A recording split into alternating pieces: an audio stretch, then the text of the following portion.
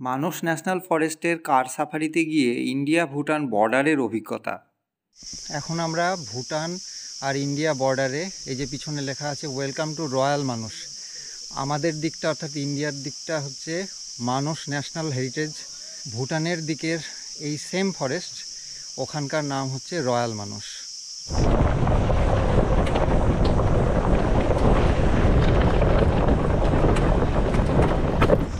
মানস national ফরেস্টে দু রকমের কার safari রয়েছে, একটি হাফ ডে ও ফুল ডে। ফুল ডে কার সাফারিতে আসলে পারে বর্ডার পেরিয়ে ভুটানে প্রবেশ করা যায়। এখন আমরা ভুটানে ঢুকে গেলাম। এই যে একটা ভুটানের আম নেন, এটা ভুটানের।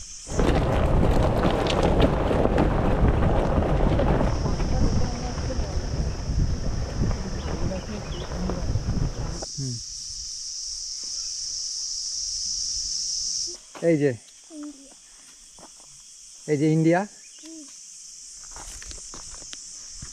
আর এই যে ভুটান। আমি এখন ভুটানে আর গুডু এখন ইন্ডিয়াতে।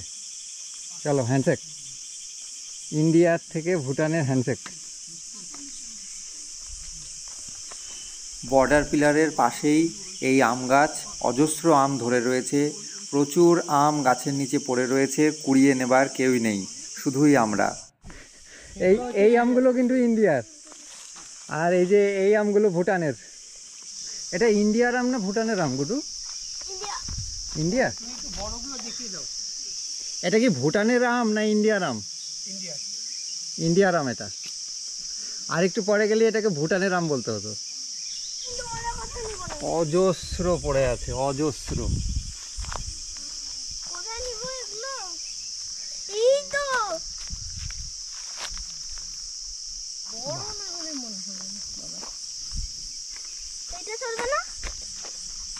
হ্যাঁ হ্যাঁ চলবে, সবই চলবে।